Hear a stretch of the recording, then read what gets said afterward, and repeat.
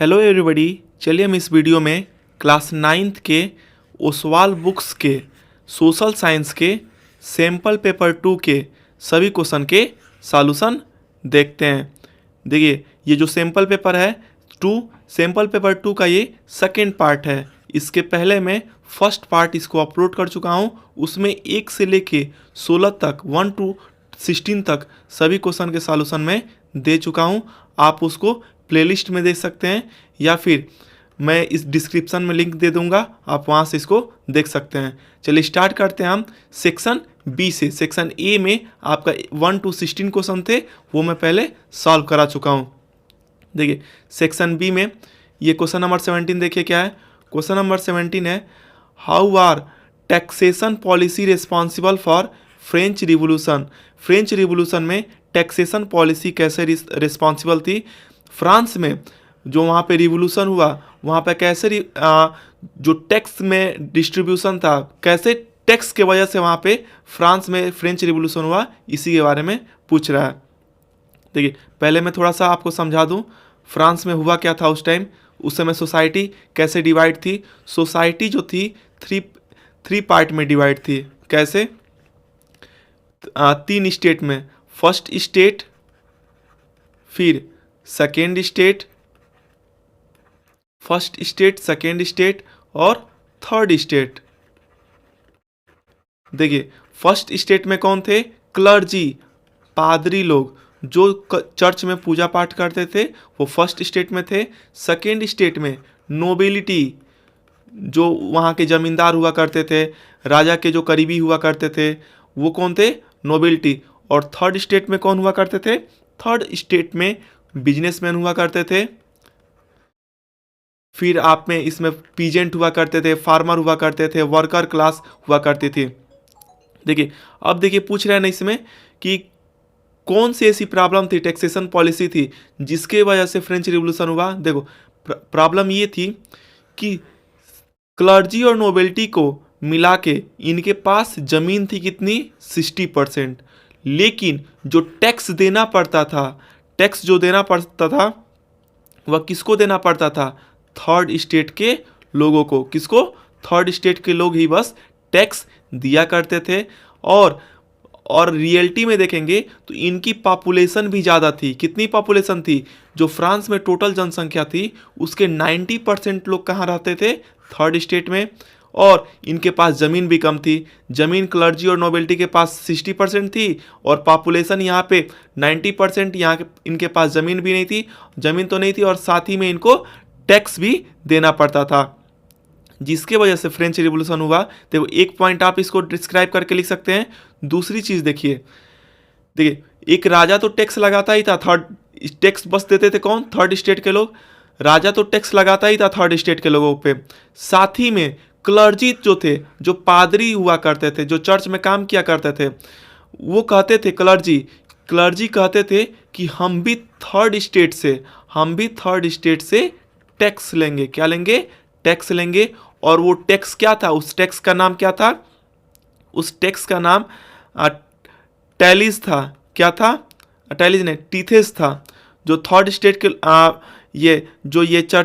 जो चर्च थी वो थर्ड स्टेट के लोगों पे जो टैक्स लिया करती थी उसका नाम टीथेस था। क्या था? टीथेस। और ये क्या थी? 1/10 पार्ट हुआ करती थी। जितना उपज होगा, जितना प्रोडक्शन होगी, उसकी 1/10 पार्ट कौन लिया करता था? टैक्स।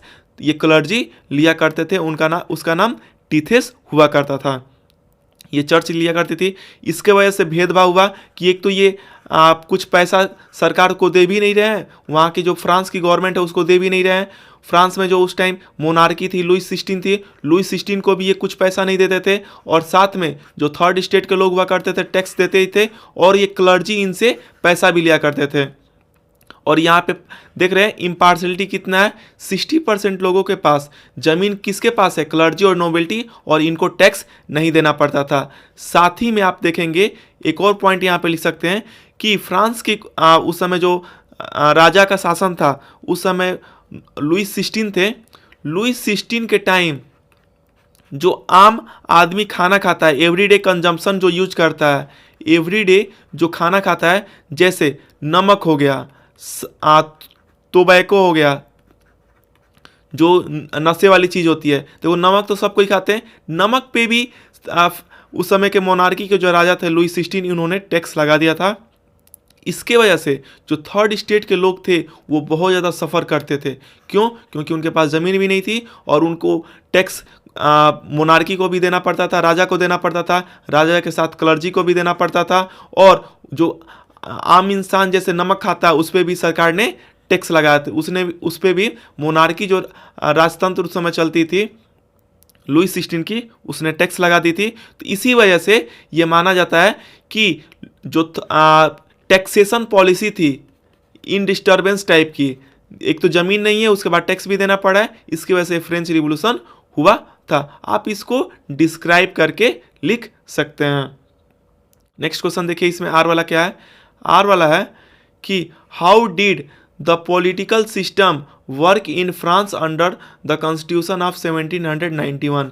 1791 में जब मोनार्की को हटाया गया, ये कहा गया कि राजा के पावर सभी पावर नहीं होगी, तो जो कॉन्स्टिट्यूशन बना, देखो 1789 में फ्रेंच रिवॉल्यूशन हुआ, इसके बाद नेशनल असेंबली बनी, तो जो कॉन्स्टिट्यूशन बना उसमें पॉलिटिकल सिस्टम ने क्या रोल दिया, कैसे इसमें काम आया, लोगों को कैसे डिवाइड किया, उसी के बारे में पूछ रहा है। देखो पहले काम किए ये कि ये मोनार्की के पावर को, मोनार्की जैसे राजा के पावर को एकदम से ख़त्म नहीं किया, मोनार्की के पावर को लिमिट कर दिए। क्या कर दिए? कम कर दिए।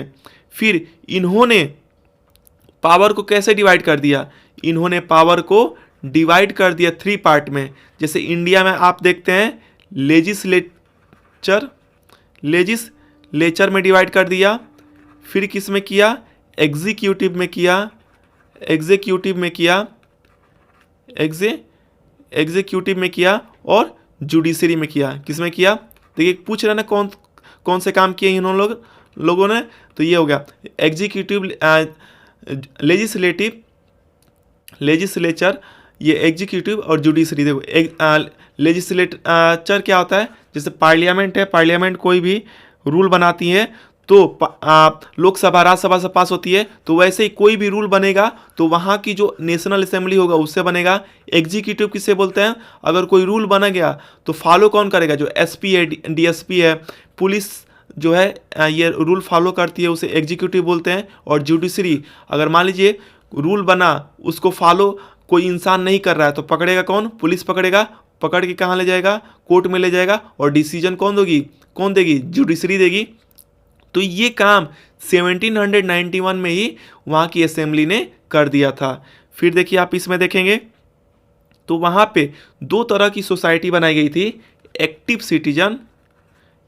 सिटीजन और पैसिव सिटीजन में। देखिए एक्टिव सिटीजन और पैसिव सिटीजन में बनाई गई थी सोसाइटी। एक्टिव सिटीजन कौन हुआ करते थे?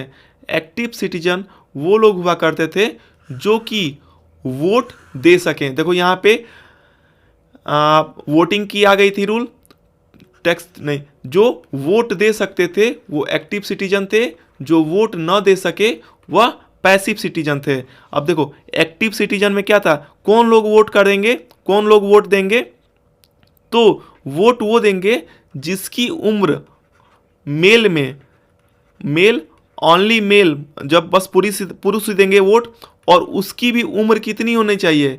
एबव 25 ईयर, 25 साल बस मर्द होना चाहिए, और वो 25 साल का उसका एज क्या होना चाहिए? 25 साल से ऊपर। और साथ में एक और कंडीशन थी कि वह 3 दिन के बराबर जो लेबर वेज कमाते थे, मान लो कि लेबर आज के समय 100 रुपये कमा रहे हैं एक दिन में, तो 3 दिन का मजदूरी कितना हो जाएगा? 300 रुपये टैक्स दे। मतलब वोट करने का राइट टू वोट, वोट देने का अधिकार, राइट टू वोट, वोट देने का अधिकार उसी को था जो एक मजदूर 3 दिन में जितना कमाता है उतना वह एक दिन में टैक्स दे, तो वही क्या करेगा? वही उसमें वोट दे सकता है। और यही जो टैक्स नहीं देगा उसे वोट देने का अधिकार नहीं है, उसे हम क्या बोलेंगे? पैसिव सिटीजन बोलेंगे। तो देखिए इसमें कौन आ जाएंगे? एक तो वुमेन औरतों को नहीं दिया गया था, और साथ ही में जो लेबर क्लास थे, जो लेबर क्लास थे उनको भी नहीं दिया गया था, क्योंकि वो उतना वो टैक्स ही नहीं दे पाएंगे, वो तो उतना कमाते ही नहीं है। तो ये सोसाइटी उस टाइम ये डेवलप हुई थी। चलिए देखते हैं, यहाँ पे आप एक और पॉइंट दे सकते हैं कि उस टाइम कौन सी चीज़ गठन हो गई थी, नेशनल असेंबली की। किस चीज़ की, नेशनल असेंबली। आप इसको डिस्क्राइब करके, मैं पॉइंट दे रहा हूँ, आप इसको डिस्क्राइब करके लिख सकते हैं। नेक्स्ट क्वेश्चन देखिए 18 है, explain any 3 effect of treaty of Versailles over Germany. Germany पे ट्रीटी ऑफ वर्साइल का क्या इफेक्ट पड़ा। देखिए, जब जर्मनी ने वर्ल्ड वार 1 हारा, कब हुआ था वर्ल्ड वार 1, 1914 से लेके 1918 के बीच में जर्मनी ये हार गया ये युद्ध। तो एलाइड पावर ने क्या किया था, इनके ऊपर शर्तें लगा दी थी। क्या शर्तें लगाई थी वही पूछा। देखो, जर्मनी जो है, देखो मैं शॉर्टकट में लिख रहा हूँ, आप इसको डिस्क्राइब करके लिखना। जो ओवरसी, जर्मनी ने जो ओवरसी कॉलोनी हुआ करती थी, जैसे ब्रिटेन इंडिया पे राज करता था, वैसे जर्मनी की जो ओवरसी कॉलोनी हुआ करती थी, जर्मनी क्या कर दी, इसको खो बैठी, लॉस्ट कर दी। ये एलाइड पावर वाले कंट्री क्या कर लिए, उसको ले लिए। एलाइड पावर जो हराए थे वर्ल्ड वार 1 में, उन्होंने ले लिया। जर्मनी जो है ओवरसी कॉलोनी को क्या कर दी, लॉस्ट कर दी। फिर देखिए जर्मनी के साथ क्या हुआ, जर्मनी को डीमिलिटराइज कर दिया गया। क्या कर दिया गया, जर्मनी को डीमिलिटराइज मतलब क्या, कि इसके सेना को कम कर दिया गया, बहुत कम कर दिया गया जर्मनी की सेना को। फिर जो एलाइड आर्मी थी, एलाइड आर्मी जैसे फ्रांस थी, उसमें ब्रिटेन थी, ये एलाइड आर्मी ने क्या किया, इसने जो ऑक्युपाई कर लिया, जो जर्मनी में ऐसे जगह थे जहाँ पे रिसोर्सेस बहुत ज़्यादा थी, रिसोर्स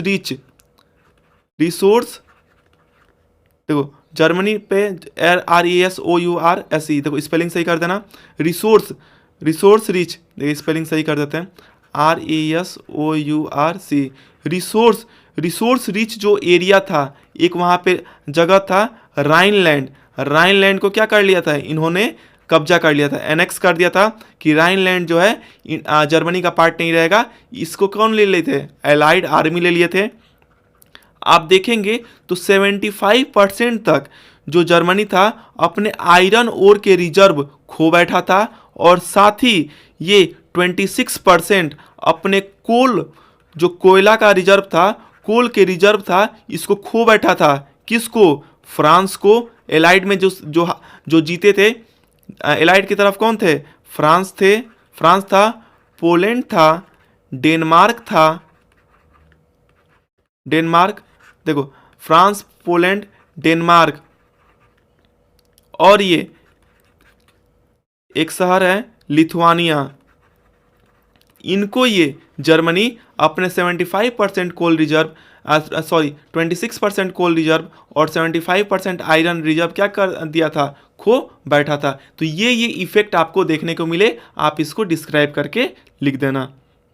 नेक्स्ट क्वेश्चन देखो क्या है, नेक्स्ट क्वेश्चन है 19, give an account of Deccan plateau. Deccan plateau के बारे में आपको इसमें बताना है। देखो पहले डिकेन प्लेटू के बारे में आपको समझा दूं। देखो डिकेन प्लेटू किसे बोलते हैं, देखो जो इंडिया का आप मैप देखेंगे तो नीचे की तरफ देख रहे हैं, नीचे की तरफ ये आपको पहाड़ दिखेगा, मैक्सिमम प्लेटू दिखेगा। तो जो उठा हुआ भाग है यहाँ बीच में से, इसे क्या बोलते हैं, डिकेन प्लेटू। यही एरिया क्या है, डिकेन प्लेटू के नाम से जाना जाता है।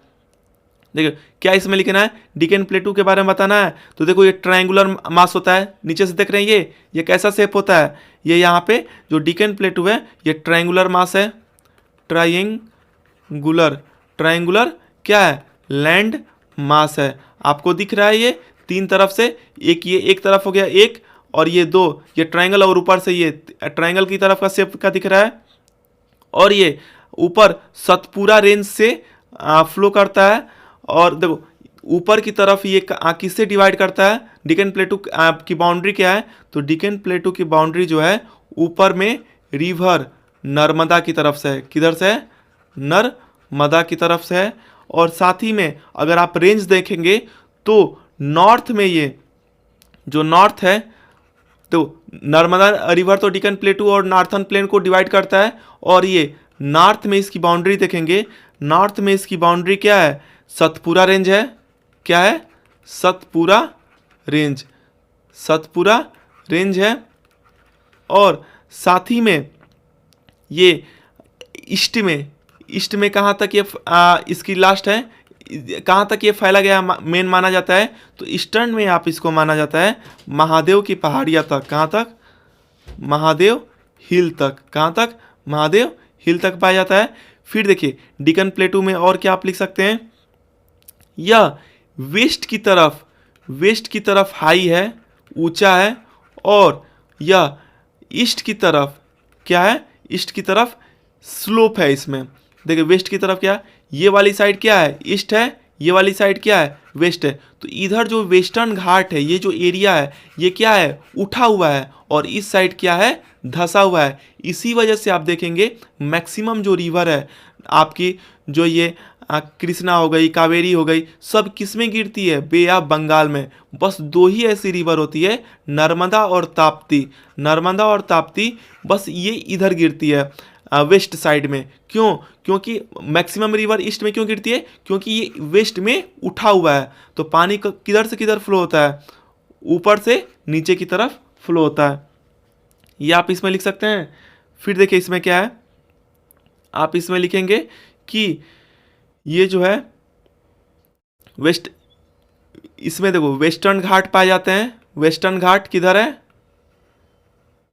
ये वेस्ट साइड में कौन सी पाई जाती है, डेक्कन प्लेटू में वेस्टर्न घाट। और ईस्ट साइड में क्या है, ईस्टर्न घाट है। क्या है, ईस्टर्न घाट।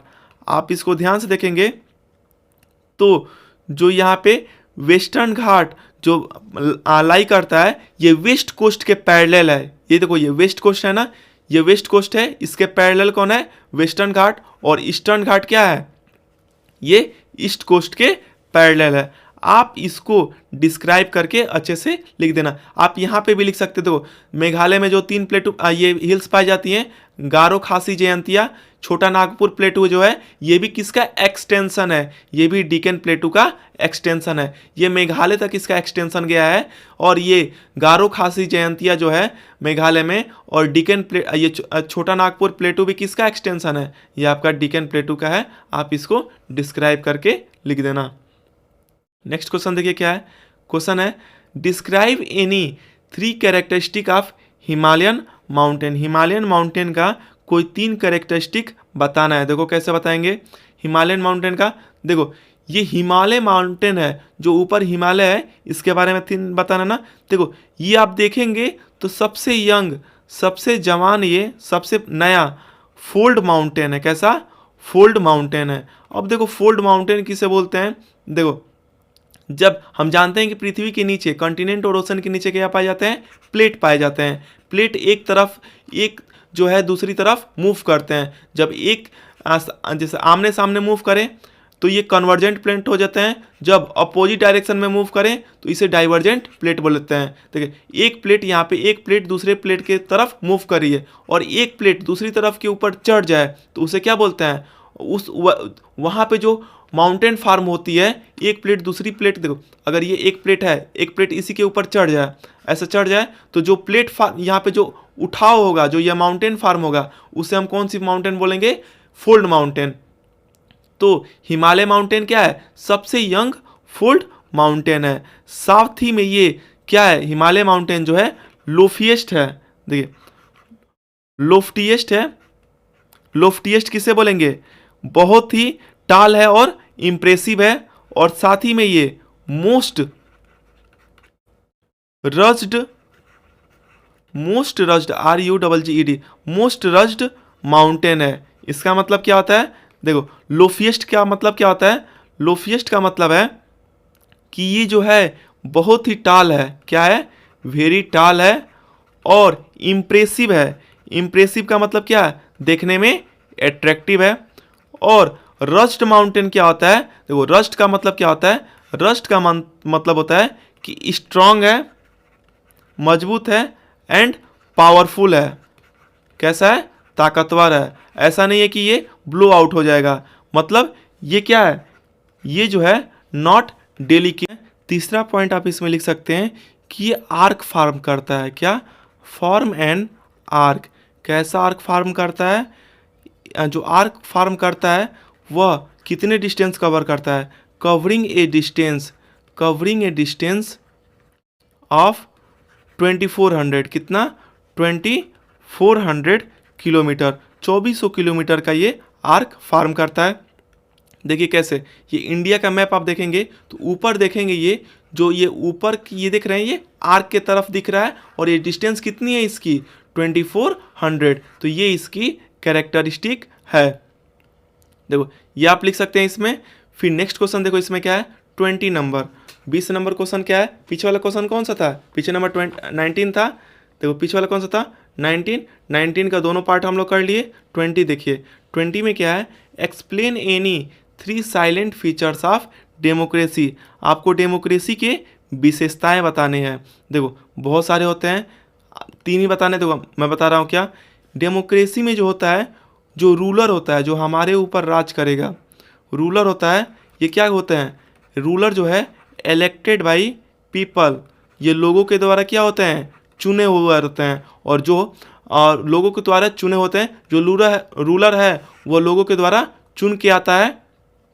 और यही जो रूलर है ये क्या करता है?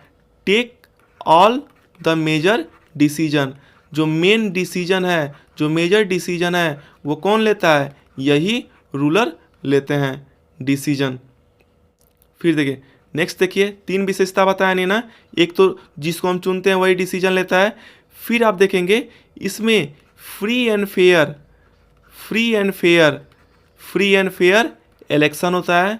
साफ सुथरा, ये नहीं कि बूथ की चोरी हो जाती है। फ्री एंड फेयर, आप जिसको वोट देना चाहते हैं वही वोट देगा और वही जीतेगा। जिसको आप जिताएंगे मेजोरिटी में जो आएगा वही जीतेगा।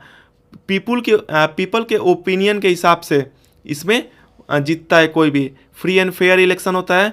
और यहाँ पे डेमोक्रेसी में वे टू एक्सप्रेस, देखो way to express anything, way to express मतलब वे टू एक्सप्रेस किसी भी चीज़ को कहने की आज़ादी, फ्रीडम ऑफ स्पीच, किसी भी चीज़ को फ्रीडम ऑफ स्पीच। देखो ये नहीं कि आप जीत गए, जैसे मोदी जी हैं, मोदी जी इस समय पीएम बने हुए हैं, तो ये नहीं कि इनकी पावर है, ये बीजेपी गवर्नमेंट पावर है तो बस बीजेपी वाले ही बोलेंगे। जो अपोजिशन में है, जैसे आम आदमी पार्टी हो गई, फिर कांग्रेस हो गई, तो ये भी इनके ऊपर सवाल जवाब कर सकते हैं। तो वे टू एक्सप्रेस, किसी भी चीज़ को कहने की आज़ादी रहती है डेमोक्रेसी में।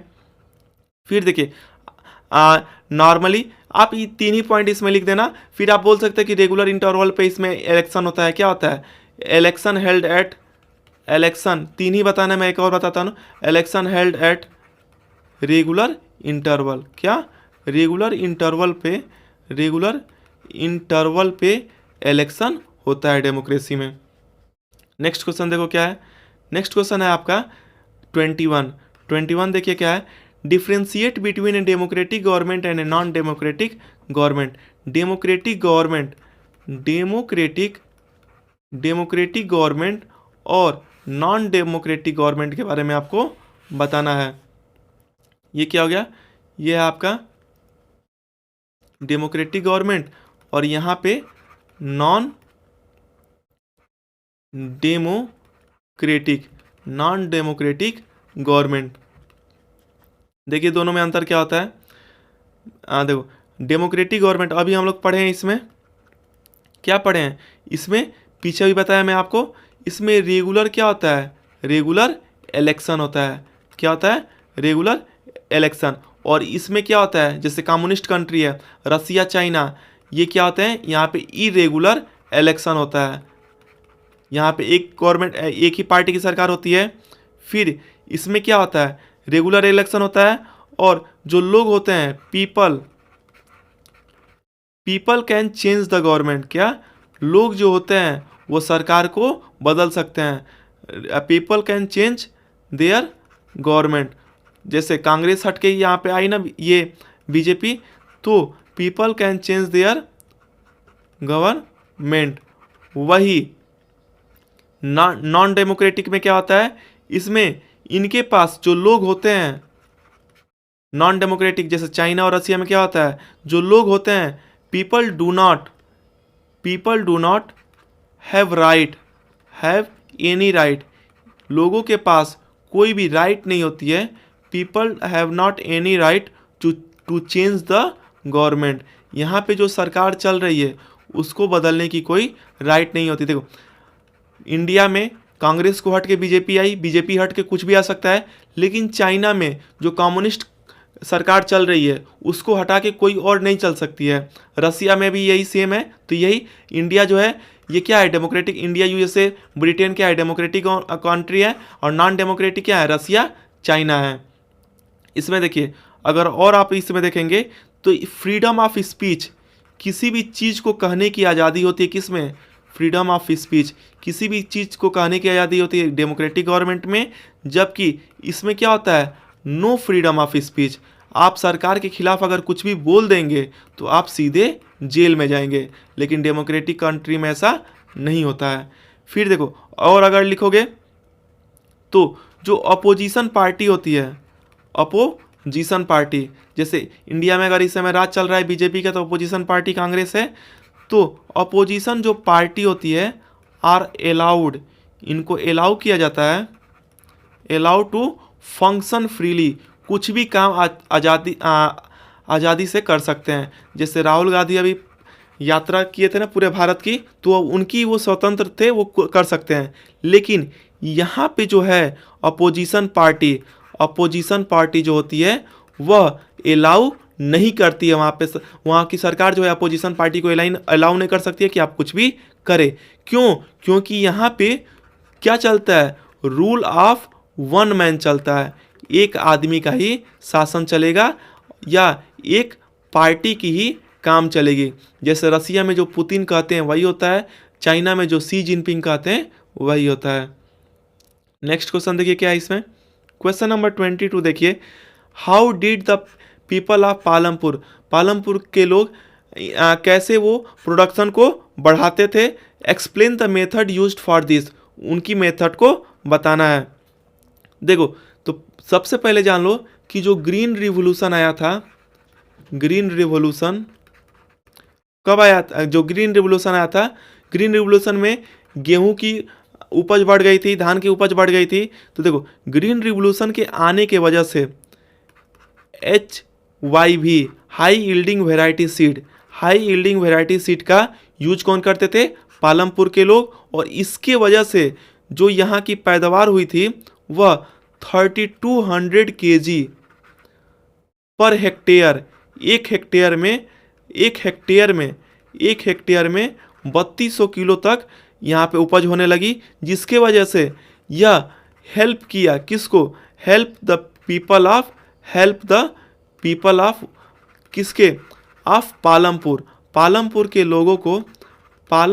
लोगों को ये हेल्प किया। ग्रीन रिवॉल्यूशन जो HYV सीड्स हुआ करते थे उसके वजह से उनकी उपज में बढ़ोतरी हुई थी। और देखो पालमपुर के लोगों ने और क्या किया, यहाँ पे देखो प्रोडक्शन को इंक्रीज करने के लिए दो तरीके लाए गए। देखो two way of increasing production, उपज को बढ़ाने के लिए two ways of increasing production, उपज को बढ़ाने के लिए जो दो तरीके आए थे, कौन कौन से आए थे, एक मल्टीपल क्रॉपिंग की गई। क्या? Multiple cropping. देखो मल्टीपल क्रॉपिंग में क्या होता है, एक ही जमीन पे अलग अलग तरीके के कई तरह के फसल को बोने को क्या बोलते हैं, मल्टीपल क्रॉपिंग। देखो और इसमें आप जैसे होता है ना कि एक बार गेहूं बो दिए, धान बो दिए, तो बीच में आप उसमें पोटैटो भी बो दो, आलू भी बो दो, तो कई तरह के क्रॉप को बोलने की टेक्निक क्या बोलते हैं, मल्टीपल क्रॉपिंग बोलते हैं। तो ये तरीका पालमपुर के लोगों ने अप्लाई किया, फिर एक ही ज़मीन पे एक ही लैंड पे बहुत सारे फसल उगाए। और साथ ही में इन्होंने क्या किया, use of modern farming method में क्या किए, इन्होंने HYV जो ग्रीन रिवॉल्यूशन की वजह से जो HYV सीड्स आई थी इसका यूज किया। और साथ ही में इन्होंने केमिकल फर्टिलाइज़र का यूज किया। किसका? केमिकल फर्टिलाइज़र, जिसके वजह से पालमपुर के लोग क्या हुए, सफल हो गए प्रोडक्शन को बढ़ाने में। नेक्स्ट क्वेश्चन देखिए क्या है। नेक्स्ट क्वेश्चन है आपका, देखो ये आपका कॉम्प्रिहेंशन वाला क्वेश्चन आ गए। आपको इसमें कॉम्प्रिहेंशन पढ़ना है और इसके आंसर देना है। देखो कॉम्प्रिहेंशन में पढ़ता हूँ, इसमें क्या है, फ्रेंच सोसाइटी, जो फ्रांस की सोसाइटी थी during the late 18 century, 18 century के अंत तक, देखो क्या हुआ, the church to extracted its share of taxes called tithes. अभी मैं पीछे बताया ना, जो चर्च थे वो जो टैक्स लिया करते थे उसे क्या बोलते थे, टीथेस बोलते थे। किससे लेते थे, पीजेंट से। और finally all member of third state had to pay tax to the state. Church तो टैक्स लिया ही करता था, और साथ ही में जो वहाँ की सरकार थी, जो मोनार्की थी, लुई 16 भी टैक्स लिया करते थे।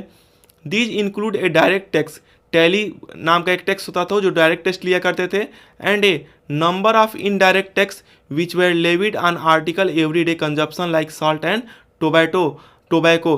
देखो इतना तो टैक्स था ही, और इनडायरेक्ट टैक्स भी लगा करता था, जैसे कि जो नमक खाते हैं, जो वहाँ पे नशा वाली चीज़ है, जैसे सुरती है, बीड़ी है, खैनी है, इसमें भी टैक्स लगा करता था। फिर देखो the burden of financing activity of the state, जो स्टेट की जो पैसा की कमी हो गई थी उसको सरकार ने थर्ड स्टेट के ऊपर ही रिस्पॉन्सिबिलिटी दे दी कि इन्हीं के टैक्स से हम इसको पूर्ति करेंगे। देखिए अब इससे क्वेश्चन क्या है। क्वेश्चन है first, A group of person invested with special function in the church. Church में जो ग्रुप ऑफ पर्सन हुआ करते थे, जो स्पेशल काम किया करते थे, उसे क्या बोलते थे, क्लर्जी बोला करते थे। पैसेज के हिसाब से देना है।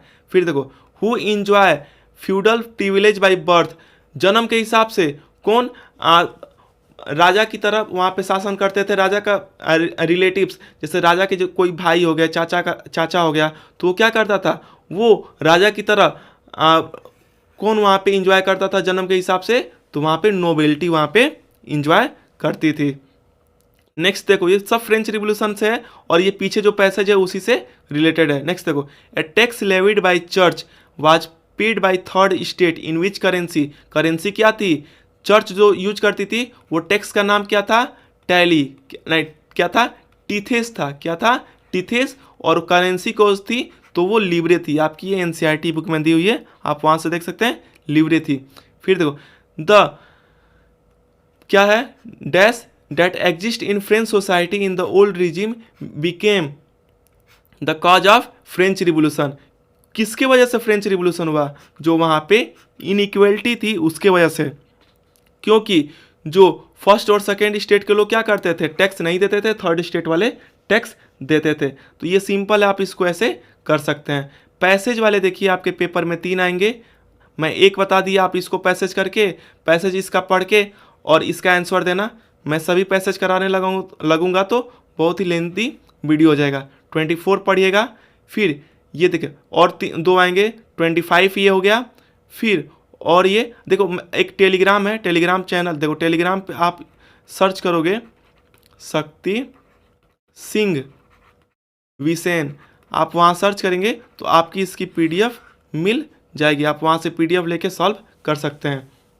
24, 25, 26 इसको आप अपने से करना, मैं आपको आंसर की दे रहा हूँ। 24 के जो 4 क्वेश्चन है इसके आंसर ये हैं, 25 के जो 4 क्वेश्चन है इनके आंसर ये है, और 26 के जो 4 क्वेश्चन है इसका आंसर ये है।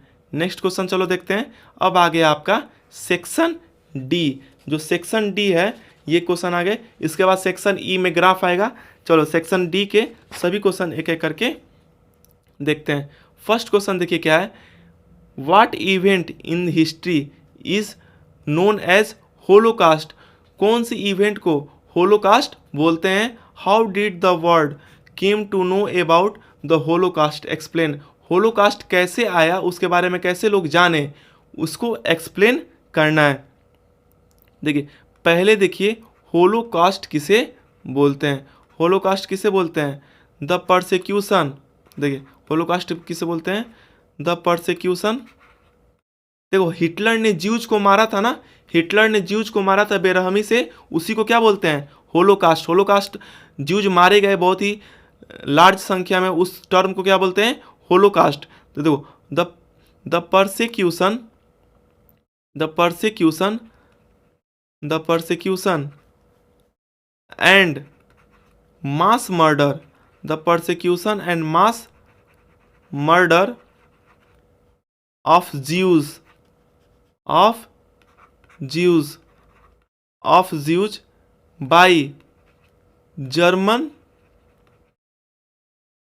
नाजी, किस टाइम में? बिटवीन 1933 1933 से लेके 1900, जब तक वर्ल्ड वार ख़त्म न हुआ 1945, इस टाइम में। तो इसे क्या बोला गया? Is known as holocaust. क्या बोला गया? होलोकास्ट।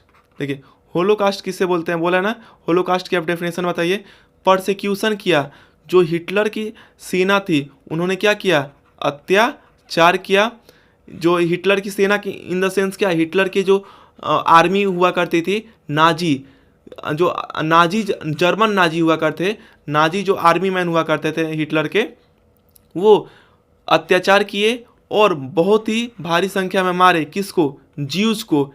टाइम पीरियड क्या थी? 1933 से 1945 के बीच में। इसी टर्म को क्या बोलते हैं? होलोकास्ट बोलते हैं। फिर इसमें नेक्स्ट देखो क्या है, नेक्स्ट है how did the world came to know about holocaust. कैसे दुनिया को पता चला कि ये होलोकास्ट एक्चुअली में जो हिटलर ने इतना मास नंबर में लोगों को मारा है, ज्यूज को मारा है। देखो तो कैसे पता चला? क्योंकि ये चीज़ें रिवील कब हुई? ये चीज़ें रिवील हुई हिटलर के मौत के बाद। हिटलर जब मरा उसके मौत के बाद ये चीज़ इन्फॉर्मेशन जो है रिवील है हुई। कैसे रिवील हुई? ये डायरीज से। लोग जैसे डायरी लिखा करते थे उस टाइम, जो लोग जिंदा थे, देखो वो अपने डायरी में लिखे हैं, नोटबुक में लिखे हैं। और इसको कौन लिखे हैं? देखो उस समय जो गेटोस हुआ करते थे, गेटोस इनहैबिटेंट हुआ करते थे, इनके डायरीज और नोटबुक में ये सब चीज़ें लिखी हुई है। गेटोस इनहैबिटेंट कौन हुआ करते थे? जो उस समय चीप इन्फीरियर लोअर क्लास में, जो नीचे जाति में हुआ करते थे, जो गरीब हुआ करते थे, चीप हुआ करते थे, इन्फीरियर हुआ करते थे, उन्होंने अपने डायरी और नोटबुक में जो हिटलर ने ज्यूज के खिलाफ अत्याचार किया उसके बारे में लिखे थे। उसी से पूरे विश्व को पता चला जो हिटलर ने तानाशाही की। फिर बहुत सारे ऐसे ज्यूज थे, मेनी ऑफ ज्यूज, बहुत सारे ज्यूज क्या थे? जिंदा बच गए थे उसमें, वो सरवाइव किए थे। हिटलर जैसे कुछ वहाँ से हिटलर के चुंगल से बच गए थे तो वो सरवाइव मतलब बच गए थे। तो बहुत सारे जीव जो बचे थे उन्होंने स्टोरी बताई, वे टेल स्टोरी। क्या किए? टू टेल स्टोरी ऑफ जो हिटलर ने मारा था ज्यूज को। इसकी स्टोरी किसने बताई? जो ज्यूज बच गए थे, हिटलर से बच गए थे, वो उन्होंने पूरी दुनिया को बताया कि हिटलर ने क्या उनके साथ किया। फिर साथ ही आप देखेंगे तो इस हॉलोकॉस्ट के बारे में, इस मास मर्डर के बारे में बहुत सारे मेमोरीज हैं, कहानी लिखी गई है, फिक्सन है, मेमोरी है, फिक्सन है, डॉक्यूमेंट्री है, पोएट्री है। क्या है? मेमोरी है, डॉक्यूमेंट्री है, पोएट्री है। हिटलर के होलोकॉस्ट के बारे में जानेंगे, जो हिटलर ने ज्यूज को मारा था। आज भी फिक्सन बहुत सारे पोएट्री मिल जाएंगे आपको, डॉक्यूमेंट्री मिल जाएंगे। इसी से जो है लोगों को पता चला कि हिटलर ने ज्यूज को कैसे बेरहमी से मारा था। चलिए देखते हैं भाई इसमें नेक्स्ट क्वेश्चन को। वाला है by the end of 17th century के अंत होते होते तो जो इंटरनेशनल रेपुटेशन था यूएसएसआर का एज ए सोशलिस्ट कंट्री, वह गिर गया। इस बारे को, इस स्टेटमेंट को आपको एक्सप्लेन करना है। देखिए यूएसएसआर कौन था? जो आज इस समय आप रसिया देख रहे हैं ना, रसिया समेत और 14 देश, 15 देश टूट के मिल के बना था कौन सा? यूएसएसआर। और ये जो 19th सेंचुरी के अंत में ये इसकी रेपुटेशन जो है इंटरनेशनल मार्केट में गिर गई थी। क्यों गिर गई थी? पहले देखो, पहले बेसिक चीज़ आप देख लीजिए। यहाँ पे बोला है ना at the end of 20th century, देखो end of 20th century, end of 20th century बोल रहा है। देखो 20th सेंचुरी किसे बोलेंगे, 20th सेंचुरी किसे बोलेंगे, टाइमलाइन देखिए 1900 से लेके 1999 तक, 1900 से 1999 तक ये जो टाइमलाइन है इसे 20th सेंचुरी बोलेंगे। यूएसएसआर कब टूटा, आपका टूटा 1991 में। तो वही है, बोल रहा है कि 20th सेंचुरी के लास्ट में यूएसएसआर जो है उसकी रेपुटेशन डिक्लाइन हुई, सोशलिस्ट कंट्री के जो सोशलिस्ट कंट्री थी उसे डिक्लाइन हुई। देखिए एक चीज़ आप देखिए, सोशलिस्ट किसे बोलते हैं, सोशलिस्ट मतलब समाजवाद होता है। समाजवाद इन द सेंस कि कोई भी चीज़ है वह लोगों में इक्वली डिवाइड होगी, कोई भी जो है मालिक, एक इंसान इतना अमीर नहीं होगा। देखो जैसे भारत में अगर आप देख सकते हैं एग्जाम्पल के रूप में, देखो भारत के रूप में अंबानी है, अडानी है, दो लोग हैं ना, रतन टाटा है। तो इन लोग के पास क्या है, बहुत सारा पैसा है। लेकिन सोशलिस्ट बोलता है कि सरकार ऐसी होगी कि वहाँ के एक इंसान के पास ज़्यादा प्रॉपर्टी नहीं होगी, हर एक चीज़, हर एक प्रॉपर्टी किसके पास होगी, सरकार के पास होगी। किसके पास, गवर्नमेंट के पास होगी। जैसे आप चाइना में देख सकते हैं, चाइना में कोई भी इंसान उतना रिच नहीं कर सकता है भी नहीं। देखो ये गवर्नमेंट के खिलाफ नहीं जा सकते हैं, और ये जो चाइना में जो है ये कोई भी पैसा, कोई भी बहुत बड़ा बिजनेसमैन नहीं हो सकता है। सोशलिस्ट मतलब जो भी संपत्ति है वो सब में इक्वली डिवाइड होगी। देखो ये है कि क्वेश्चन पूछ रहा है कि यूएसएसआर की जो सोशलिस्ट कंट्री थी वह डिक्लाइन क्यों हुई, क्योंकि जो स्टार्टिंग में रशियन रिवॉल्यूशन हुआ था, रशियन रिवॉल्यूशन में क्या था, रशियन रिवॉल्यूशन में था कि वर्करों को समान राइट दिया जाएगा, फैक्ट्री के मालिक उसमें वर्कर भी होंगे, ऐसा नहीं कि जो मालिक है वही रहेगा। तो जो विचारधारा निकली थी इससे कि फैक्ट्री है, फैक्ट्री ठीक है, मालिक जो पैसा लगाया है, इन्वेस्ट किया है, लेकिन वर्कर के काम करने की वजह से ही फैक्ट्री आगे बढ़ती है, तो वर्कर भी उसके कुछ क्या है, मालिक है। इसी आइडियोलॉजी को सोशलिस्ट बोलते हैं, और रशियन रिवॉल्यूशन में इस आइडियोलॉजी निकली थी। लेकिन बाद में जाके 20th सेंचुरी में आके जो ये आइडियोलॉजी थी, ये रशियन रिवॉल्यूशन की जो आइडियाज़ थी, यह लगातार नहीं रह पाए थे। not keep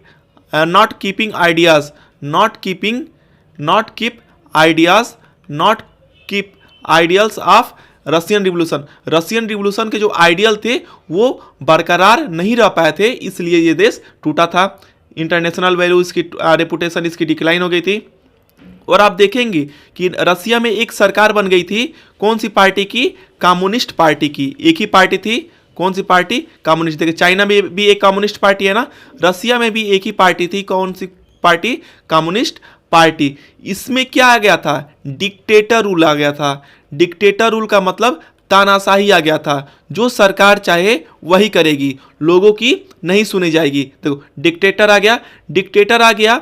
यहाँ पे ओनली क्या था, वन पार्टी रूल थी, एक ही पार्टी थी, कोई भी अपोजिशन नहीं है। अपोजिशन नहीं है तो मतलब जो रूलिंग कर रहा है वही हर एक काम करेगा, उसके खिलाफ कोई भी जाएगा तो उसको जेल में कर दिया जाएगा। यही रसिया में होने लगा। यहाँ पे जो लाइफ ऑफ इंडिविजुअल, जो आम आदमी हैं जो रसिया में थे, वहाँ पे जो लाइफ ऑफ इंडिविजुअल, जो वहाँ के आम आदमी थे, उनको कंट्रोल करती थी कौन, लाइफ ऑफ इंडिविजुअल को कंट्रोल करती थी कौन, लाइफ ऑफ इंडिविजुअल को कंट्रोल करती थी वहाँ की स्टेट। स्टेट का मतलब गवर्नमेंट, रसिया की गवर्नमेंट है, लोगों को डिसाइड करती है कि आपको क्या करना है, क्या खाना है, क्या पीना है।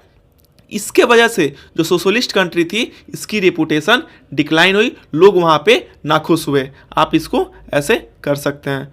नेक्स्ट क्वेश्चन देखिए इसमें क्या है। नेक्स्ट क्वेश्चन है आपका क्वेश्चन नंबर 28 में देखिए क्या है। 28 में है describe any 5 features of mountain forest of India. Mountain forest जो है भारत में, माउंटेन फॉरेस्ट ऑफ इंडिया, इसके बारे में आपको कुछ क्वालिटीज़ का बताना है। देखिए कैसे, ये माउंटेन फॉरेस्ट क्या होता है। देखो इस फॉरेस्ट जो है, इस फॉरेस्ट की प्रॉपर्टी ये होती है कि ये जहाँ पाए जाते हैं, फाउंड वेयर, यह जहाँ पाए जाते हैं वहाँ पे क्या होता है, विंटर्स, ठंडी क्या होती है, जो ठंडी होती है ये बड़ी होती है, विंटर और लॉन्ग एंड सेवरे, ठंडी तो बड़ी होती है और बहुत ही दर्दनाक होती है, मतलब बहुत ज़्यादा ठंड होता है। वही समर यहाँ पे जो ये फॉरेस्ट पाया जाता है भारत में जहाँ पे, वहीं पे समर जो है, जो गर्मी है, समर इज शॉर्ट। गर्मी का दिन तो मौसम तो छोटा होता है, लेकिन जो विंटर का सीजन है ये बड़ा होता है और बहुत ठंडी ज़्यादा पड़ती है। देखो प्रिसिपिटेशन, देखो आप वाटर साइकिल में पढ़े होंगे कि पानी इवोपरेट होके ऊपर जाता है, इवोपरेट होके जब ऊपर जाता है तो आप रेन वाटर के रूप में ऊपर से नीचे आता है, बारिश के पानी के रूप में। जब इधर पानी इवोपरेट होके ऊपर जाएगा तो वो प्रिसिपिटेशन होगा, जो ऊपर से बारिश गिरेगी, जो प्रिसिपिटेशन रिसीव होगी, जो प्रिसिपिटेशन रिसीव होगी वह किसके फॉर्म में होगी? स्नो के फॉर्म में। आप फिल्मों में देखते हैं ना, स्नो गिरता है, वह किस एरिया में होता है? वो उस एरिया में जो फॉरेस्ट पाए जाते हैं वही माउंटेन फॉरेस्ट कैरेक्टर होते हैं। और आप इसमें कैरेक्टर लिख देंगे इसकी, तो इसके अधिकतर जो ट्री होते हैं, मोस्ट ऑफ ट्री जो है, इसमें 5 फीचर्स लिख रहे हैं ना, देखो ये लिख दो तीसरा कि मोस्ट ऑफ ट्री जो यहाँ की मैक्सिमम ट्री होती हैं, ये कैसी होती हैं? टॉल होती हैं, लंबी होती हैं, और साथ ही में कैसी होती है? कोनिकल शेप में होते हैं। कोनिकल शेप का इन द सेंस ट्री जो है ऐसे पेड़ पौधा है तो इसकी पत्तियाँ ऐसे होती है, ऐसे ये कोनिकल शेप में होती है। आप इसमें एक और पॉइंट लिख लीजिए, इसमें आप लिख सकते हैं कि जो ये ट्री है, दिस ट्री, ये ट्री जो होते हैं, ये जो पेड़ है, ये कभी भी अपने पत्ते, this tree do not shed, मतलब अपने पत्ते कभी गिराते नहीं है, पतझड़ इसमें नहीं आता है। Shade there thick, shade there, देखो शेड देयर अपने, ये देयर की स्पेलिंग, शेड देयर लिप्स, ये कभी अपने पत्ते गिराते नहीं है। इसके वजह से जब ये गिराते नहीं है पत्ते तो ये हमेशा हरे भरे रहते हैं, इसलिए ये क्या होते हैं? ऑलवेज लुक ग्रीन, हमेशा क्या दिखते हैं कि ये एवरग्रीन फॉरेस्ट है, हमेशा ग्रीन दिखते हैं क्योंकि यहाँ पे पतझड़ कभी भी नहीं आती है। ये जो है मैक्सिमम कहाँ पाया जाता है? ये हायर ऑल्टीट्यूड पे पाया जाता है। देखो जैसे आपका माउंटेनियस रीजन है ना इंडिया में, जैसे नॉर्थ ईस्ट में हो गया, ऊपर हिमालय है उसके पास हो गया, तो हायर ऑल्टीट्यूड जहाँ पे हाइट ज़्यादा हो वहाँ पे ये पाया जाता है, और माउंटेन रीजन में पाया जाता है। आप इसमें अगर ट्री के नाम लिखेंगे तो कौन कौन से पेड़ पाए जाते हैं यहाँ पे? तो पाइन का पेड़ हो गया, हाँ, फिर आपका फर हो गया, ये ट्री के नाम है, ओक हो गया, सीदार हो गया, ये सब पौधे यहाँ पे पाए जाते हैं। वही आप एग्जाम्पल देखेंगे कौन कौन से एनिमल पाए जाते हैं, कौन कौन से जानवर पाए जाते हैं, तो कौन से हो जाएंगे? काश्मीरी स्टैग यहाँ पे पाया जाता है, फिर स्पॉटेड डियर भी पाए जाते हैं, स्पॉटेड डियर, ऐसे आप लिख सकते हैं। और इनकी पत्तियाँ कैसी होती हैं? इनकी पेड़ों की पत्तियाँ कोनिकल शेप में होती है, ताकि इस पे स्नो गिरे, अगर स्नो जो प्रिसिपिटेशन के रूप में, बारिश के रूप में अगर स्नो गिरे तो वह इस पर टिके नहीं, ऐसे पतली होती है तो आराम से छलक के नीचे चले जाए। चलिए देखते हैं इसमें आर वाले को। 28 का आर वाला में है, क्वेश्चन है name 2 coastal strip of peninsular प्लेटू in India और डिस्क्राइब 2 कैरेक्टरिस्टिक ऑफ ईच। आपको 2 कोस्टल स्ट्रिप बताना है इंडिया में पेनिनसुलर प्लेटू का, और इसके बारे में कैरेक्टरिस्टिक भी बताना है। देखो पहले हम लिखते हैं क्या? 2 कोस्टल जो पूछा है, 2 कोस्टल स्ट्रिप जो पूछा है, कौन कौन से होते हैं? तो देखो जो 2 कोस्टल स्ट्रिप होता है, इसमें आप पहला लिख दीजिए क्या? Western coastal strip. कौन सा? वेस्टर्न है, वेस्टर्न कोस्टल स्ट्रिप होता है। और जो दूसरा होता है वो कौन सा होता है? ईस्टर्न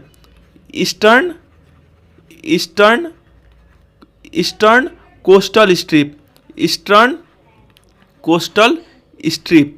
आप ध्यान से देखेंगे, अगर इंडिया का मैप देखोगे तो ऐसे नीचे की तरफ ऐसे है, फिर यहाँ से ये आपका गुजरात जो है ये वाला एरिया, तो यहाँ पे आपका वेस्टर्न घाट है और यहाँ पे क्या है? ईस्टर्न घाट है। अब यही वाली एरिया वेस्टर्न स्ट्रिप और ईस्टर्न स्ट्रिप होती है। देखो अब वेस्टर्न स्ट्रिप के बारे में आप कैरेक्टरिस्टिक लिख दीजिए, यहाँ पे 2 पॉइंट लिखना है ना। आप यहाँ पे वेस्टर्न, आप पूरा लिख देना वेस्टर्न कोस्टल स्ट्रिप, मैं शॉर्टकट में लिख दे रहा हूँ वेस्टर्न कोस्टल स्ट्रिप, और इस साइड आप कर दीजिए क्या? Eastern eastern eastern coastal strip. इसके बारे में आपको दो दो पॉइंट लिखना है कि इनकी प्रॉपर्टी क्या होती है। देखिए कैसे लिखते हैं। जो वेस्टर्न कोस्टल स्ट्रिप होती है इसकी बाउंड्री कहाँ से कहाँ तक होती है, ये जो है कहाँ से कहाँ तक होते हैं, तो ये वेस्टर्न घाट से लेके इसकी एरिया कहाँ से कहाँ तक होती है, वेस्टर्न घाट से लेके कहाँ तक होती है, अरेबियन सी तक। कहाँ तक, अरेबियन सी तक। देखिए आप यहाँ पे देखेंगे तो ये वेस्टर्न घाट है, ये वेस्टर्न घाट से ये अरेबियन सी के बीच में जो ये स्पेस होता है उसे क्या बोलते हैं, वेस्टर्न कोस्टल स्ट्रिप। वैसे ही ईस्टर्न कोस्टल स्ट्रिप में क्या होता है, यह जो पार्ट होता है, दिस पार्ट, यह जो पार्ट होता है is along, this part is along, यह पार्ट होता है किसके तरफ होता है, along the bay of Bengal. किधर होता है, bay of Bengal, bay of Bengal के साइड में ये होता है। देखो इस साइड क्या है, अरबियन सी, इस साइड क्या है, बे ऑफ बंगाल। तो ये बे ऑफ बंगाल की साइड कौन सा है, ईस्टर्न कोस्टल स्ट्रिप, और वेस्टर्न कोस्टल स्ट्रिप किधर है, अरबियन सी की तरफ। दूसरे आप देख देंगे इसमें कि ये जो होता है ये नैरो प्लेन होता है। कैसा होता है, ये उतना चौड़ा नहीं होता है, पतला रास्ता होता है, पतला होता है। यहाँ पे एरिया सरफेस जो होता है यहाँ पे क्या होता है, पतला होता है। जो वेस्टर्न कोस्टल स्ट्रिप है ये नैरो होता है, और ईस्टर्न में क्या होता है, वाइडर प्लेन होता है। ये जो एरिया है यहाँ पे स्पेस ज़्यादा होता है। यही दो प्रॉपर्टी लिखनी थी, आप कोई भी लिख सकते हैं, मैं ये दो लिख दिया। नेक्स्ट क्वेश्चन देखो इसमें क्या है, क्वेश्चन नंबर 29 है, describe how the prime minister and council of minister are appointed. आपको बताना है कि प्राइम मिनिस्टर कैसे चुने जाते हैं और काउंसिल ऑफ मिनिस्टर कैसे चुने जाते हैं। देखिए सबसे पहले आप देखते होंगे वोटिंग होती है। कितने कॉन्स्टिट्यूएंसी है इंडिया में, देखेंगे इस समय देखो 543 कॉन्स्टिट्यूएंसी है। इस कॉन्स्टिट्यूएंसी में वोटिंग होती है। वोट होने के बाद पार्टी देखी जाती है कि किस पार्टी के पास 2/3 मेजोरिटी है, 2/3 हिस्सा किसके पास वोट पाई है। जैसे इस समय बीजेपी मेजोरिटी में है ना, बीजेपी ने 2/3 सीट होती है, नियर अबाउट 360 के आसपास होता है। तो जो देखा जाता है कि कौन मेजोरिटी पाया है, इस बार बीजेपी मेजोरिटी पाई, वो सरकार बना ली। तो देखो सबसे पहले इलेक्शन होगा लोकसभा के सीट पे। कहाँ पे होगा, लोकसभा के सीट पे इलेक्शन होगा। हर कॉन्स्टिट्यूंसी, इंडिया में 543 कॉन्स्टिट्यूंसी है। उसके बाद देखा जाएगा कि कौन सी पार्टी 2/3 सीट पाई है। 2/3 सीट पाने के बाद यहाँ पे अब देखो कैसे होता है, मेन ये पूछ रहा है। तो प्रेसिडेंट करता है क्या, प्रेसिडेंट जो है क्या करता है, प्रेसिडेंट जो है यहाँ पे अपॉइंट करता है, प्रेसिडेंट अपॉइंट करता है पीएम को करता है। पीएम को कैसे करेगा, लोकसभा में देखेगा कि किसके पास, किस पार्टी के पास मेजोरिटी है। अगर इन द केस मेजोरिटी नहीं है तो वहां पे देखा जाता है कि कौन कौन सी सरकार अलायंस बनाती है। अलायंस कौन कौन सी पार्टी अलायंस मतलब गठबंधन बना दी है। जैसे बिहार में आप प्रेजेंटली देख रहे हैं ना, नीतीश कुमार ने गठबंधन कर लिया है तेजस्वी यादव से। तो ये पहले देखे लगा कि ठीक है किसी के पास, सिंगल पार्टी के पास मेजोरिटी है कि नहीं। अगर मेजोरिटी है तो उसको उसके एक कैंडिडेट को क्या कर देगा, पीएम, जिसको सब चाहेंगे। नहीं तो अलायंस देखेगा कि अगर गठबंधन, अगर मेजोरिटी 2/3 नहीं हो रही है तो देखेगा कि कौन कौन से पार्टी मिलकर अपना अलायंस बनाना चाहती हैं, और उनमें से कोई एक को वो प्राइम मिनिस्टर चूज कर लेगा।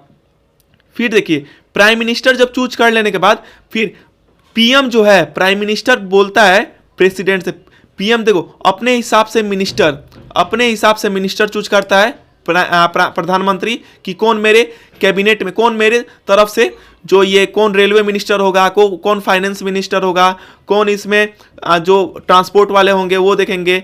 तो अलग अलग मंत्रालय कौन चूज करता है, पीएम की ये हमारे मंत्रालय में ये काम करेंगे। कौन किसको क्या करना है कौन चूज करता है, होम मिनिस्टर कौन होगा, प्रधानमंत्री चुनते हैं। लेकिन चूज करने के बाद चूज कौन करता है कि कौन क्या होंगे, प्रधानमंत्री। चूज करने के बाद जितने लोग चूज किए जाएंगे, 27 मेंबर होते हैं। 27 मेंबर की टीम ये काउंसिल ऑफ मिनिस्टर बनती है। क्या होती है, काउंसिल ऑफ मिनिस्टर, इसमें इंपॉर्टेंट 27 मेंबर होते हैं। काउंसिल ऑफ मिनिस्टर होती है, इन्हीं में देखो रेल मंत्री होते हैं, आपके विदेश मंत्री होते हैं, होम मिनिस्टर होते हैं। इनको कौन चूज करता है? पीएम। लेकिन पीएम तो चूज कर देगा कि ये होंगे, लेकिन इनको अपॉइंट कौन करता है? इनको अपॉइंट करते हैं प्रेसिडेंट। प्रेसिडेंट जो है पार्लियामेंट में इनको अपॉइंट करा कि हाँ, बोल देगा कि हाँ निर्मला सीतारमण जो है ये फाइनेंस मिनिस्टर है, डॉक्टर एस जयशंकर जो है ये आपके फॉरेन मिनिस्टर हैं। चूज करेंगे प्रधानमंत्री, लेकिन अपॉइंट करेंगे प्रेसिडेंट। आपको इसी के बारे में डिटेल में अपने हिसाब से कर सकते हो। और देखो कभी कभी ऐसा होता है कि मान लो मोदी जी अगर बनारस से उठते हैं, इन द केस बनारस से उठते हैं, बनारस से लोकसभा के लिए उठते हैं अपनी सीट से, अगर मोदी जी हार गए इलेक्शन में और प्रेसिडेंट जो है उनको पीएम के लिए चुन दिए कि ठीक है आप हम आपको पीएम बना दिए, लेकिन वो हारे हैं तो उनको कैसे चुना जा सकता है? तो कॉन्स्टिट्यूशन में एक रूल बनाया गया है कि हारा हुआ इंसान भी पीएम बन सकता है। कोई ऐसा इंसान है जो पार्लियामेंट का मेंबर नहीं है, वो भी पीएम बन सकता है, लेकिन पीएम बनने के बाद उसको 6 महीने के अंदर, 6 मंथ के अंदर, 6 महीने के अंदर उसको कहीं ना कहीं से उसको इलेक्शन करना होगा, कंडक्ट करना होगा और वहां से उसको जीतना होगा। तो ये कंडीशन होती है कि कैसे प्राइम मिनिस्टर को अपॉइंट किया जाता है और साथ ही में काउंसिल ऑफ मिनिस्टर को कैसे अपॉइंट किया जाता है। चलिए देखते हैं हम नेक्स्ट क्वेश्चन को। 30 देखो क्वेश्चन है, legal framework order of August 2002 in Pakistan are non democratic in nature. इसको 5 रीजन देना है कि जो 2002 में जो अगस्त के 2002 में जो पाकिस्तान में हुआ था वह क्या हुआ था? नॉन डेमोक्रेटिक था, मतलब वहाँ पे संवैधानिक तरीके से नहीं हुआ था, कुछ भी लोकतंत्र के तरीके से नहीं हुआ था। इसका रीजन आपको देना है। देखिए क्यों था, पहला रीजन देते हैं, क्योंकि प्रेसिडेंट ने, पाकिस्तान के प्रेसिडेंट ने डिसमिस कर दिया था नेशनल या प्रोविजनल असेंबली को। देखो प्रेसिडेंट जो थे वहाँ के, प्रेसिडेंट ऑफ पाकिस्तान, प्रेसिडेंट, देखो रूल बनाया गया था कि प्रेसिडेंट क्या कर सकता है? प्रेसिडेंट कैन डिसमिस कर सकता है किसको? President can dismiss the national, president जब चाहे नेशनल या प्रोविजनल, नेशनल या प्रोविंशियल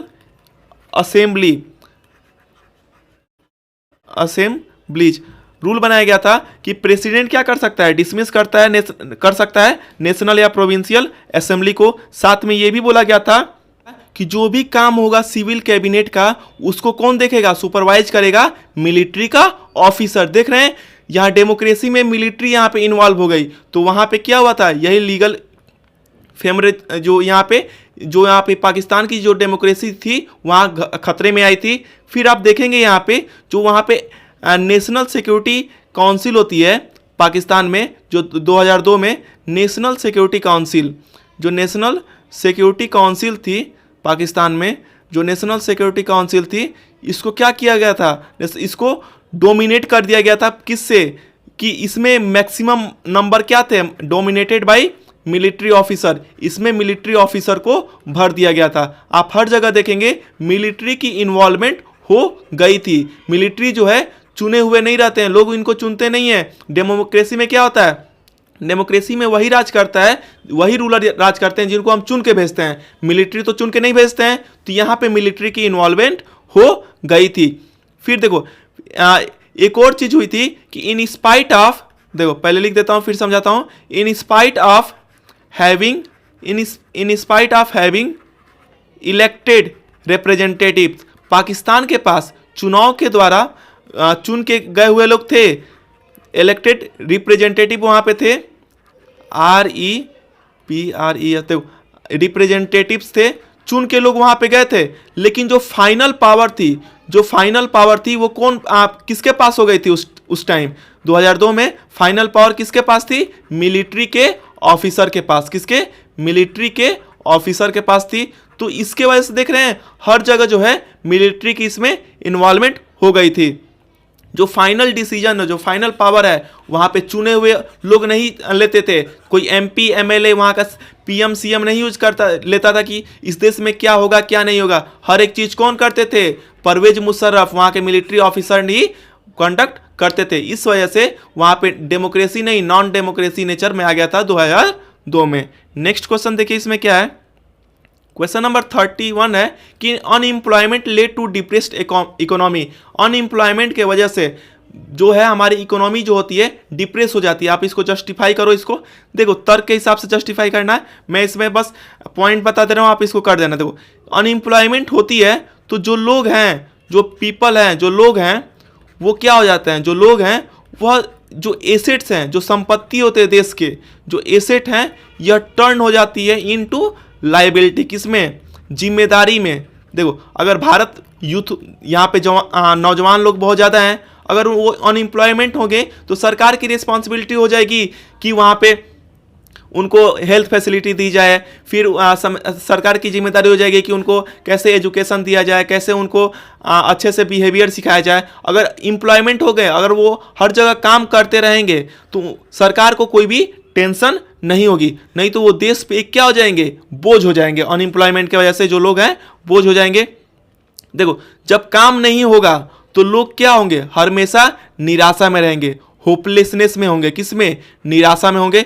निराशा की वजह से क्या हो जाएंगे, जो वहाँ के उस देश के जो यूथ हैं वो किस में चले जाएंगे, डिप्रेस के शिकार हो जाएंगे, डिप्रेशन में हो जाएंगे। इसके वजह से देखो डिप्रेशन में जाएगी, और लोगों के पास जब मनी नहीं होगी, लोगों के पास जब वो काम नहीं करेंगे, पैसे उसके पास नहीं होगी, तो वो क्या करेंगे, वो फैमिली को सपोर्ट भी नहीं कर सकते हैं। फैमिली को क्या सपोर्ट भी नहीं कर सकते हैं अगर वो काम नहीं करेंगे, वो अगर बेरोजगार रहेंगे तो। और देखो इसके वजह से लोगों की क्वालिटी ऑफ लाइफ भी डिस्टर्ब होगी, सही नहीं होगी। अगर पैसा नहीं रहेगा तो उसको एजुकेशन अच्छे, वो अपने बच्चों को एजुकेशन, मान लो कोई पेरेंट्स है वो अनएम्प्लॉयमेंट है तो अपने बच्चों को एजुकेशन नहीं दे पाएगा, हेल्थ केयर फैसिलिटी भी नहीं दे पाएगा, उसके बच्चे स्वस्थ भी नहीं होंगे, अगर बीमार होंगे तो वो हॉस्पिटल भेज ही नहीं पाएगा क्योंकि उसके पास पैसे ही नहीं हैं। और इसके वजह से देश में देखो जब अनएम्प्लॉयमेंट होगी, एजुकेशन नहीं दे पाएगा बच्चों को, हेल्थ नहीं दे पाएगा, रॉबरी जो है, चोरी की चांसेस ज़्यादा बढ़ती है जो देश के लिए अच्छे नहीं है। और वहाँ पे लोग अल्कोहल, टेंशन में आके, डिप्रेस में आके लोग क्या करते हैं, शराब पीना चालू कर देते हैं। तो इसके वजह से जो अनएम्प्लॉयमेंट हो ये देश की इकोनॉमी को डिप्रेस कर देती है। आप इसमें से कोई भी पॉइंट 5 लिख सकते हैं। देखिए इसमें आर वाला है कि how has electricity become the base of all economic and non economic activity in rural area. देखो रूरल एरिया में बताना है आपको, शहर के एरिया में नहीं, सॉरी, रूरल मतलब गांव का एरिया, अर्बन एरिया मतलब शहर का होता है। गांव के एरिया में इलेक्ट्रिसिटी कैसे इंपॉर्टेंट है वहाँ की सभी इकोनॉमिक और नॉन इकोनॉमिक एक्टिविटी करने में। देखो पॉइंट के हिसाब से मैं बता दे रहा हूँ। देखो अगर इलेक्ट्रिसिटी रहेगी, गांव में अधिकतर क्या होते हैं, किसान होते हैं। किसान पानी कैसे चलाते हैं, ट्यूबवेल से। और ट्यूबवेल देखो, ट्यूबवेल की वजह से क्या होती है, पानी निकलती है। और पानी कैसे चलेगा, अगर इलेक्ट्रिसिटी नहीं रहेगी तो पानी नहीं चलेगी, इलेक्ट्रिसिटी रहेगी तो पानी चलेगी। और पानी जब फसल को दिया जाएगा टाइम से तो वहाँ पे फसल भी क्या होगी, अच्छी होगी। इसके वजह से इकोनॉमी एक्टिविटी क्या होती है, गाँव में सुधरती है। आजकल बहुत सारे मशीन आ गए हैं, जैसे थ्रेसिंग मशीन होती है, दौड़ी वाली मशीन हो जाती है, या फिर अनाज हो गया उसको, धान हो गया उसको ओसाने वाली मशीन होती है। थ्रेसिंग मशीन जो है वह किससे चलती है, इलेक्ट्रिसिटी से चलती है। तो ये भी जो है ये क्या करती है, ये थ्रेसिंग मशीन काम करती है विनोइंग का, और ये जो है थ्रेसिंग मशीन काम करती है विनोइंग का, और ये भी इलेक्ट्रिसिटी से चलती है। तो इलेक्ट्रिसिटी रहेगा तो इकोनॉमिक एक्टिविटी गाँव की सुधरेगी। ऐसे ही आपको पॉइंट लिखना है। देखो आजकल रूरल एरिया में भी इंटरनेट की फैसिलिटी आ गई है, इंटरनेट की। तो इंटरनेट अगर रहेगा, इलेक्ट्रिसिटी रहेगी तो लोग वहाँ पे इंटरनेट का यूज अच्छे से कर पाएंगे, एक्टिविटी।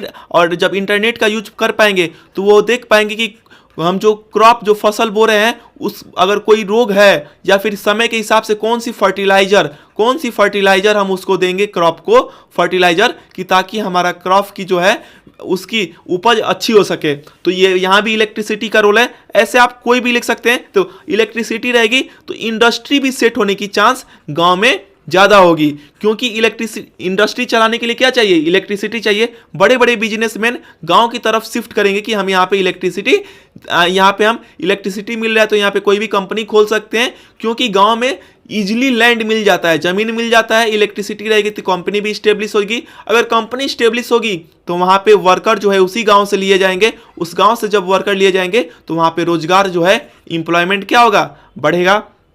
तो और आप देख सकते हैं कि जो इलेक्ट्रिसिटी है तो इसके वजह से देखो और सारे काम होते हैं, जैसे नॉन फार्मिंग तो सुधरेगी, नॉन फार्मिंग देखो वेल्डिंग का काम यहाँ पे इंक्रीज होगा, वेल्डिंग करने वाले लोग यहाँ पे बढ़ेंगे। फिर ये एक बिजनेस हो जाए, बिजनेस इन द सेंस यहाँ से इंप्लॉयमेंट बहुत ज़्यादा जनरेट होगा। बैंक भी अच्छे से ऑपरेट करेंगे, क्योंकि बैंक में भी हमेशा क्या चाहिए, इलेक्ट्रिसिटी चाहिए। स्कूल अच्छे रहेंगे, इलेक्ट्रिसिटी रहेगी तो स्कूल में जैसे फैन अच्छे से चलेंगे। हॉस्पिटल बहुत सारे ऐसे मशीन होते हैं जो इलेक्ट्रिसिटी के बिना नहीं चलते हैं। तो गाँव के आप बोलेंगे तो ओवरऑल डेवलपमेंट के लिए इलेक्ट्रिसिटी क्या है, बहुत ही मेजर रोल निभाती है ओवरऑल डेवलपमेंट के लिए। और यही इसमें पूछा था कि इलेक्ट्रिसिटी कैसे ऑल इकोनॉमिक और नॉन इकोनॉमिक एक्टिविटी को डेवलप करती है। ये कैसे, ये बेस है इलेक्ट्रिसिटी। देख रहे हैं, कोई भी काम इलेक्ट्रिसिटी के बिना आप अच्छे से नहीं कर सकते हैं। नेक्स्ट क्वेश्चन देखो इसमें क्या है, नेक्स्ट क्वेश्चन देखो, एक क्वेश्चन आपका मैप से भी आएगा। मैप से देखो इसमें क्या है, on the given political map of France, ये फ्रांस का मैप दिया हुआ है आपको। मार्सेलिस जो है ये शहर को, सिटी को दर्शाना है। तो मार्सेलिस कहाँ है, देखो ये पॉइंट कर रहा हूँ, यहीं पे क्या है, यहीं पे आपका क्या है, मार्सेलिस है। कौन सी चीज़ है, कौन सी शहर है, मार्सेलिस है।